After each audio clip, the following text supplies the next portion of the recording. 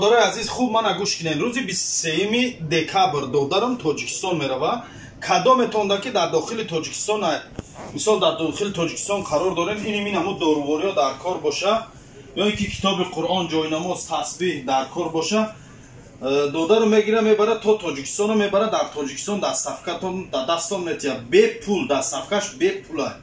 خب نگاه کنید اینجا ما برادرای عزیز چی دارو داریم مال در شما یک بار نشان میتیم. شاید در برادراتون لازم باشه، شاید در پدر و مادراتون لازم باشه همین همو دارو. نگاه کنین این پاچکی دارو برای آدمایی که از بیماری گرده تنقیسی میکشن برای هوایی. خب در اینجا مشکای سیلا این برای قوی مردانه را زیاد کردن، پروستاتیت، گیمروی، وسپلین خنک گرفتگی برای همینا. ژنسکای ضروره برای زنهایی که از بیماری‌های زنانه اینا مثل کیست، میوم، خنک گرفتگی و وسپلین تنقیسی میکشن برای هوایی. خب در اینجا بسپلوجی برای زن و مردهایی که از حسابی به فرزندی تنقیسی میکشن، خنک گرفتگی دارن، وسپلین دارن یا اینکه فایزی همون سپرم مردانگیشون کمه یا اینکه همون تخمدان‌های زنانه‌شون مثلا حجایره‌هاش مرده رفتگی برای هوایی را وستنوید کردن و باردار کردن همون حجایرها کمک میرسونه. این هم برای مردها هم برای زنها. خب در اینجا برادرای عزیز پیچین برادرای عزیز برای آدمایی که از بیماری جگر تنقیسی میکشن، جگرشون درد میکنه، یگون زخم دارن، سیروس پیچین یگون چشتگی هم برای هوایی. در اینجا باشه برادرای عزیز داروی سرس است. داروی سرس برای آدمایی که از بیماری دید تنقیسی میکشن، خب برای هوایی دارو. خب در اینجا باشه برادرای عزیز داولین نار می نویسندگی برای آدمایی که از بیماری داولین تنقیسی میکشن. داولینشون مثل نرمش نیست برای همون نفرای. خب در اینجا باشه برادرای عزیز ترومبیای برای آدمایی که خونشون غلط شدگی و یا اینکه گردش خونشون سست شدگی برای همون نفرا. قیگ مغلبینش هم برای همون ایمونیتت بخواد کردن و گردش خون برای هوایی. نگاه کنید در اینجا الرژی برای آدمایی که از بیماری الرژی تنقیسی میکشن، از یگام گل و گیاه و یگام حیوانات دشتی و خانگی الرژی دارن برای همون نفرای. خب در اینجا هست پخودنیا برای آدمایی که از بیماری فربهی تنقیسی میکشن و میخوان خچون خراب کنن برای هوایی. الافاین ایرا چای میکنی میخوری. خب در اینجا هست برادرای عزیز نبار ویس برای آدمایی که میخوان ویس گیرن، آدمایی که خرابن میخوان ویس گیرن، داروی بهترین این. خب در اینجا برادرای عزیز داروی پامیاد برای آدمایی که فراموش خاطرن، عصب مقصد همون مشکلی عصبی دارن برای همون نفرای. خب در اینجا برادرای عزیز سینال چند عمود سینال داریم برای آدمایی که رودهاشون وش دیگه. خب در اینجا آنتیگلیس هست برای آدمایی که کرم دارن در شکمشون، کرم عسکری دارن رودهاشون در شکمشون برای همون نفرای. خب در اینجا هست برادرای عزیز ساسودی ماستاپاتی هست.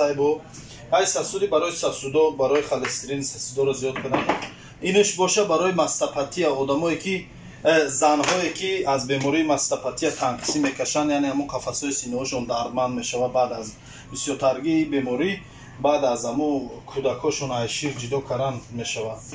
خب در اینجا هست برادرای عزیز دارو برای ژیلود. نگاه کنین آدمایی که از بیماری خب پاجیلودش نیو یازو ژیلود کرد تنقیسی میکشن، من همین سیستم هاضمه‌شون مشکلی داره برای همون نفرای این دارو. همین اینجا چی دارویی را که دیدین که گپ زدم، همین دارو همشون برادرای عزیز عکس شدگی نرخش 1000 روبل. خب در اینجا باشه برادرای عزیز نگاه کنید ایمونیته داریم با در اینجا بعد سیستیت انوریز داریم برای اعصاب اینا کودکایی که شاو در جاگاهشون تر میکنن برای هوایی، مقصد برای آدمایی که پیشابشون داشتن میتونن برای هوایی. خب در اینجا با چی دارو است؟ بعد در اینجا چند عمود اومگا داریم، اومگا 3 این پیشوینای دبافکا ژیرنی ریباش میگن برای آدمایی که زرین چشماشون سوز شدگی، پوستی تنشون قاق شدگی، موهای سرشون شخشور شدگی میریزه. عموما ویتامین دستات که ویتامین C دارن برای همون نفرا بهترین چیزه. خب در اینجا بعد داریم مومیو داریم برادرای عزیز، کپسولش مومیو را داریم. بعد گایمری داریم برای آدمایی که گایمری تنقیسی میکشن برای هوایی.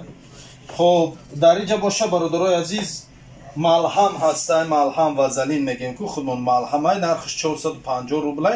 ای چش دیگه ای چورنی تیمین یا اینمی علفای гиёҳои растанӣ ҳамаш ҳамон алафҳои даштия юфтиам бо чорни тимин алифки масла вазалин косметический натуральный масла гармали масла папайи масла какао эфирное масло гвоздики эфирное масло куркума хулоса ҳами доруҳо тайёр шудага об дар ҷа ҳастаи мази экспигмен барои одамое ки рӯҳошон доғ дора аввал занҳое ки баъд аз ҳомиладорӣ рӯҳошон доғ мезанад барои аввай хуб дар ин ҷа ҳастаи бародарои азиз мази френг барои муддати ҳамхобагиро дароз кардан ина мардако мегиранд истифода мебаранд пеши ҳамун ҷогаҳхоравишон мақсад истифода мебаранд муддати ҳамхобагиро долго мекашанд хуб дар ин ҷа ҳастаи бо бародарои азиз эпидемни паста чанд намуд эпидемни паста дорем эмпилус дорем бародарои азиз хуб эпидемни паста 700 рублай ин шам 700 рублай эмпилусуш 1500 рублай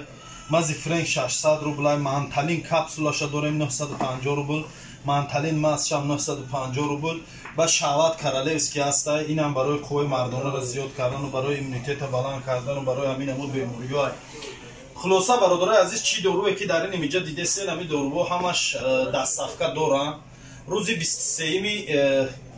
23 декабр ина пагоне пагои дига дуруст пас ҳамин додарум тоҷикистон мерава кадометонда ки дар кор боша гап занен ай ҳамино роҳитон кунам мерен ай тоҷикистон ай душанбе ай дасти додарум қабулш мекунем дастафкаш бепул то тоҷикистона мегирам мебарад то душанбера дар ин ҷа ҳастай барои ини дору ҳастай зайд алҳае меган барои занҳо ва мардҳое ки ана саршонда ягон намуд ярроҳои ҳами безеб шудага нарракам хеле ярроҳои безеб шудага ва мӯи сарошон мереза шахшӯ шудага твитак задага барои ҳамун нафарҳои хоб ин масла ина шав пешай хоб меша ки саҳар мехезӣ ба собуни чорни тимин мешӯем тозааш мекунем баъд дар ин ҷа ҳастай бародарои азиз масла чорни тиминам дорем масла чорни тиминам ҳастай хулоса хай китоби қуръон ҳастай ҷойнамоз ҳастай саҳеҳ албухорӣ ҳастай ини хеле макатулло падарашни ҳастай барои модаротон агар китоби қуръон роӣ карданӣ боша ини қуръонҳои калон ҳастай